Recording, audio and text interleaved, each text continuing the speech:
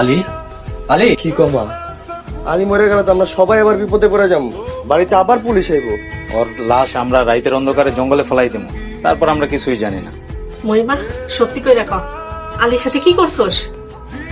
কি কন? আমি কি করবো? আপনার না দরজা ভাঙ্গে আসলেন, আমিও না আপনাকে লগে আসলাম। তার আগে তুই কি করছস? বৃষ্টিস খাওয়া দাস নাই তো? হালাল, তাড়াতাড়ি একটা গাড়ি নিয়ে আলীর হাসপাতালে নিতে হইবে। তুমি কি পাগল হইছো?